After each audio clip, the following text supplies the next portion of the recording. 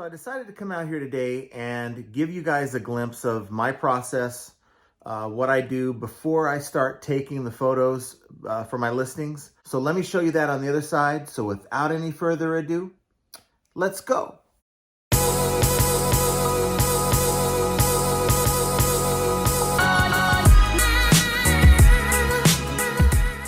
Hello everyone, welcome back to the channel. This is John from Flippin Ain't Easy.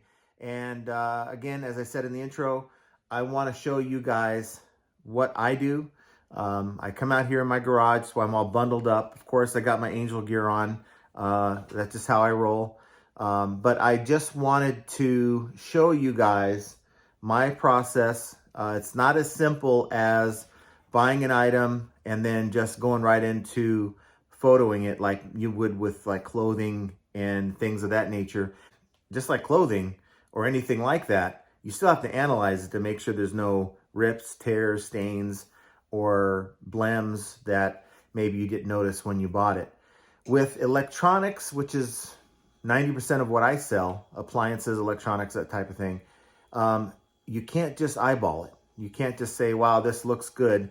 It looks brand new. It has the wrapping on it and has the packaging from the factory on it, because buyers, they do returns and they do swap outs. And of course, you guys know I deal with returns. So this could be maybe a swapped out unit where the buyer thought they were going to take the time to put the factory packaging back on it and fool someone, even though we all know that nobody looks at these returns. So it is your responsibility as a seller to make sure that not only does it look correctly and you're accurately describing the physical aspects of your item, but you're also making sure that you do at least some testing on the unit. Now, we can't test everything 100%, and that would be almost impossible to get anything done. We have some units, like for instance, some coffee makers that maybe have 10 different settings. I'm just gonna do a water test. I'm not even gonna put coffee in these things. And I'm just gonna make sure that A, it powers on, and B, that it runs hot water through the system. Essentially, we don't spend a lot of time evaluating a functionality. We do basic tests. If we did a full test on every electronic item that we put up on eBay, we probably would only be able to get about half the stuff done. So I strive for about 10 units a day, and it doesn't seem like a lot, but through the evaluation and just the brief testing process that we utilize, it does take a good amount of our time. Then we go back in and we do photos. So we like to do things in batches. So we'll do this, what I'm about to show you here. Once that's done for the items that we're gonna sell, we do about 10, maybe 20, depending on how much time we have. So we'll take this batch that we've tested and then we'll go and photo these items. We'll do about 10 to 12 photos per listing. And then we'll go in and we'll list these items, finding the comps, making sure we have all the information. And it does take a little bit of time. Listing in itself isn't that bad. I mean, you can just whip out your phone and pull out your app and take a few photos and just run no description. But we don't run our business that way.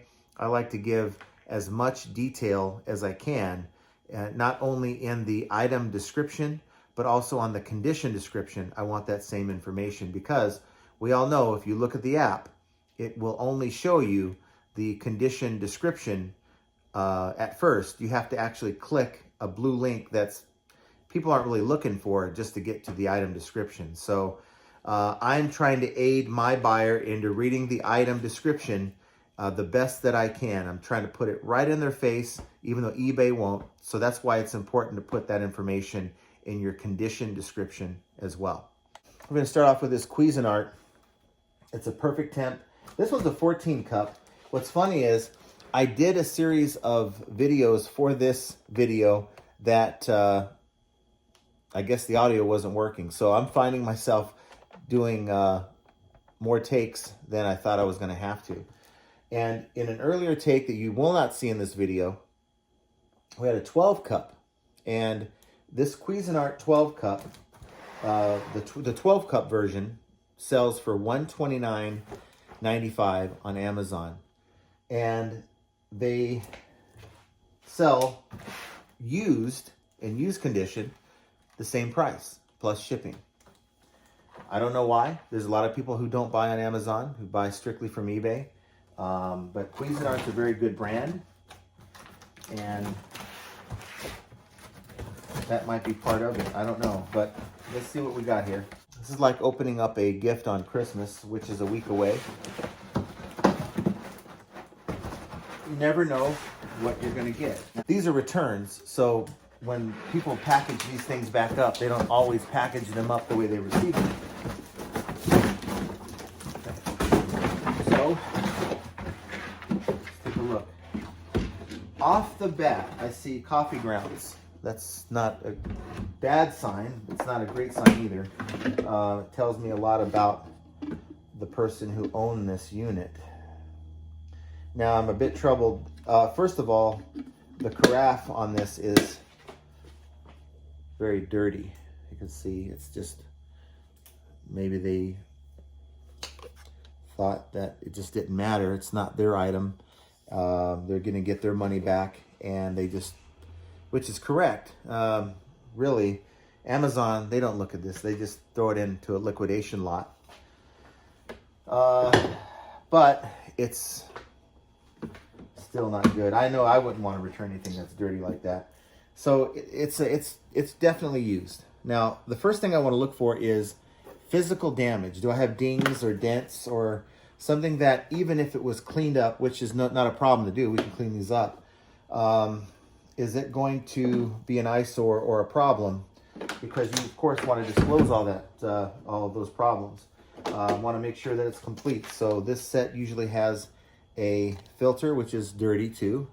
You put the coffee in here and you place it in this little basket. You drop it in. So what I'm going to do is I'm going to take a moment and I'm going to try to clean this up a little bit. Before I do that though, the biggest mistake you can make before you start getting into cleaning and, you know, testing is you want to make sure the thing even powers on, because, you know, for me, I'm not going to waste a lot of time on a unit that doesn't even power on. I will still try to sell it for parts of repair, and of course, because of that, I'll clean it. But I want to make sure this thing powers on. So it does. So I am encouraged, and I want to run. Now, when I test these coffee makers, I am not going to put coffee in here. I'm not going to mess around with that. I'm going to run a clean water cycle through here. And I want to make sure that it comes through with hot liquid, because I know it's going to go through the filter and get the coffee if I had coffee in there anyway. So I'm not filling the whole thing up. I'm just going to go about halfway. I kind of cleaned it a little bit before I put water in here. And I'm just going to pour this into the back. Now, again, I'm going to run this without coffee. And we're just going to set it in here, and we're going to do the brew on. And it'll take a minute or so to get the brew going. This particular model, it sells for 90 some odd dollars on Amazon, and because it has the glass carafe, this is my only assumption here, it doesn't really do as well on eBay, and it sells for maybe 30 or 40 bucks. I find it pretty amazing that a glass carafe versus a metal carafe can make such a difference in the actual price. But as you can hear, it's doing its thing. I see it dripping into the carafe there, and so it tells me that it's functional. Maybe the buyer of this, you know, they give you 30 to 45 days on Amazon. I don't even know what it is anymore.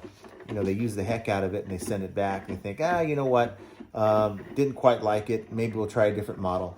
So as you can hear it working, I wasn't really getting a lot of success with just running a clean water cycle through. It was only putting a few drops in. I do have it going through a clean, there's a clean button on the unit. It's, I don't know if you can see it, but it's right here, it's in red. And I have that going right now because maybe there's a clog and it needs to be cleaned. But, you know, again, if this doesn't yield me anything, I'm just going to cut my losses and sell this as a for parts or repair unit. I'm not going to go into trying to refurbish it or anything like that. I just don't have the skill set to do that, and honestly, I don't have the time. As you can see right here, I'll show you while we're waiting for this coffee.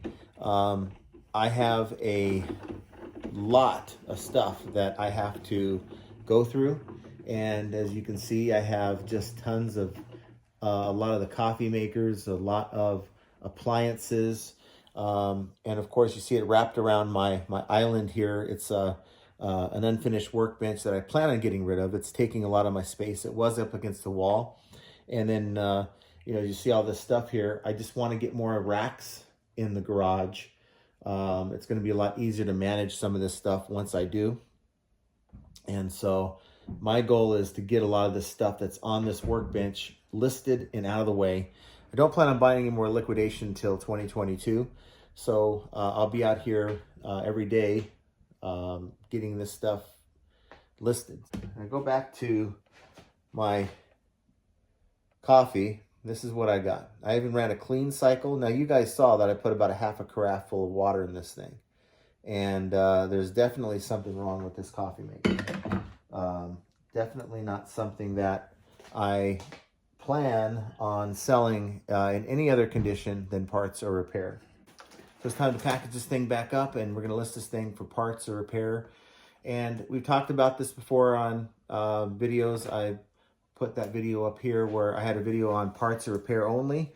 I use a banner at the bottom of my main gallery photo to let prospective buyers know this is parts or repair. I do not like wasting my title to put for parts or repair only. You only have 80 characters to work with, and I can tell you that I don't want to waste them on what the condition is already saying and what I can include in my photo. Now, I know it's against eBay's terms to do that, but so is spitting on the sidewalk somewhere in Podunk, Mississippi. You have antiquated laws that people break all the time. And I'm not here to advocate you guys breaking eBay policy. I'm going to do what works for my business. I am going to utilize the processes and practices that makes it clear to my buyers what the condition is. And as a seller, that's my responsibility. I'm not here to advertise in my photos. I'm not here to put watermarks in my photos. I'm simply wanting to put the condition because we know that buyers don't read. And you know what? It works for me. This is what I do. It works. I haven't had one buyer want to return a parts or repair unit since I started doing throwing that label on the bottom. And before, I was getting a lot of return requests from people who wouldn't read and thought it was a fully functional item, even though the parts or repair condition was clearly listed as the condition of that item. And it was clear in my descriptions, but we know the buyers don't read. So we're gonna put this aside for parts or repair. We're probably gonna sell this thing for like 20, 25 bucks and plus shipping. Someone will buy it, maybe 20 bucks. Someone will buy it because it does power on and it probably needs to just be cleaned, thoroughly cleaned. And someone who refurbishes these things can sell it for 30 or 40. If I sell it to them for 20, maybe there's enough there. And maybe I have to throw this on auction. One thing I want to do is start doing some more auctions in 2022. I did ask a question of eBay at the eBay seller check-in about instant payment on auctions. And of course, they state that it's going to happen sometime in 2022. And let's hope that's the case, because that's why I've shied away from doing a lot of auctions, is because of that. You get a lot, I think maybe 20, 30% of your buyers just don't pay. You know, maybe they found the item they were looking for, they forgot they bid on your item, or they just don't look at their messages. So may still try to do some auctions here. I don't want to be a storage unit. I want to get this thing moved. If someone's willing to give me 10 bucks for it, plus the cost of shipping, which is around my cost. My cost is like 5 to 10 bucks per item. I'm willing to just let it go and get it out of here so I can move on to the next lot and reinvest that money. And to add to that point, if I feel like an item is not even going to sell for anything on parts or repair, I'll just chuck it. In the liquidation game, you have to be able to accept 25% loss in just items that are not functional. And you know, the key thing is to try to find ways to parts or repair the unit if you can. Now, if you can't sell that, like that coffee pot, for parts or repair, there's just no demand for anyone wanting to buy a broken Cuisinart coffee maker. I'll go on and do some research to determine that, but I know for a fact the carafe and the filters, I can sell them a lot, probably get about 20 bucks for it as it is. So I could do that and then just chuck the unit, throw the unit away. And I do that quite often on things like that. But this right here, it's I'm opening this up while I'm talking to you. It's a Keurig Duo coffee maker. So, let's see what we got here. We have, let's see, we have the water tank. We have the lid for that. And part of this process is you're just evaluating, you're inspecting it. So this one looks pretty good so far. Has a little coffee scoop. I didn't think Keurigs had used ground coffee, but okay. There's different models. Okay, so this is what I have here. Okay, so this one's a different looking unit here. It has a carafe. Oh, look at that. I'm encouraged that it's packaged. It is a bit dusty. And of course, I'm gonna go on there. There's a ding dong right there. You see? Someone got mad at their coffee and gave it a good smack or something. But don't like seeing that at all. This may be a parts or repair situation. Of course, I'm not going to try to repair it. I'm going to see if I can get it to work, because there's people out there who will buy this sort of thing. They don't care that someone got mad at it and smacked it. They just want a functional coffee maker, and they don't want to spend 150 bucks for the same unit. So it's important also to state that you're going to want to take photos of any kind of damage like that and make that very clear in your listing description, because again, that's a return waiting to happen, no matter how functional it might be. So what I'm going to do is I'm going to go in and fill this up about halfway, and then we're going to see if this thing works. I have the water. It's about halfway. That's all I need. I'll use my trusty Angel's cup, if you see a theme here.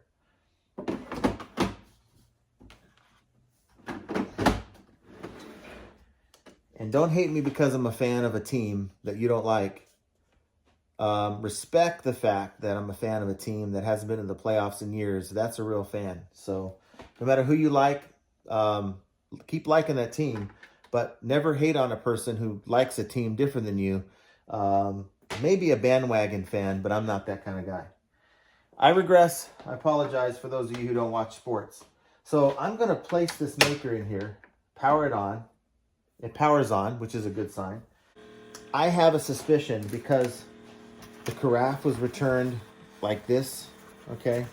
I really suspect that this is a swap out. You know, they got mad at the coffee maker. They put a nice little gash in it, and they decided they were going to send it back, and they swapped it. They ordered another one is what they did, and they swapped it out. And this thing is pretty darn new. It hasn't been used. So yeah, the water tank was in really good condition. So they just took the main unit, the one that had this one here that had a gash in it, and swapped it out for their brand new one. They used their existing pot and water tank.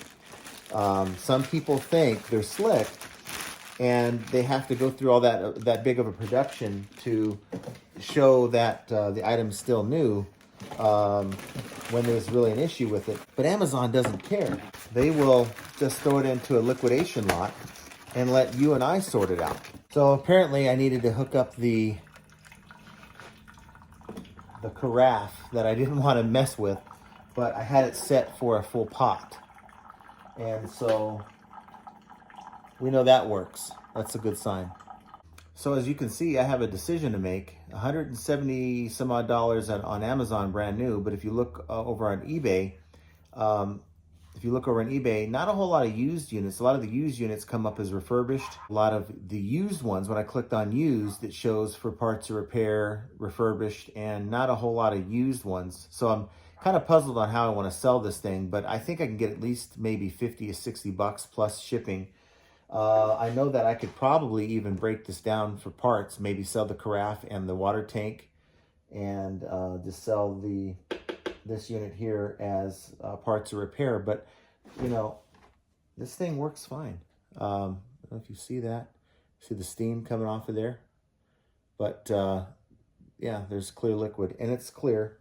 So it tells me that this is probably somehow either damaged en route and they sent it back to Amazon, or maybe they couldn't figure it out and they punched it and sent it back. Either way, the unit works, and it's a very clean unit aside from the whole punching the unit thing. So guys, as you can see, what I do is not a very clean or quick process. There is a lot of time that's taken when you deal with electronics and appliances, and I'm okay with that, because if I can sell an item for, you know, average sale price $40, $50 plus dollars, and I get 10 of them listed a day, maybe 10 to 20, then I'm okay. I'm good. And of course, listing 10 items is a lot different than selling 10 items, but I have a pretty good sell-through rate on my account, and things are moving. So right now, I don't know about you guys, but it's slow. It was expected. I was expecting maybe it to slow down maybe Monday or Tuesday next week. I was thinking we'd get one last rush of buyers for this weekend before the holiday, but even then, I'm not promising anyone anything that's going to arrive by Christmas at this point. What do you guys think? Please comment down below. Tell me what you think. This is not a clean business at all, unless you're selling stuff that's brand new. And again, your markup is going to be a lot lower if you're selling brand new items. I'm dealing with about a 50 to 60% margin on a lot of these items. I'm always looking at ways to maximize my return. And that is, if an item's not working, what can I take from that unit and to sell as individual pieces? If it isn't working, can I sell it for parts or repair at a much lower price just to move it and recoup some of the cost?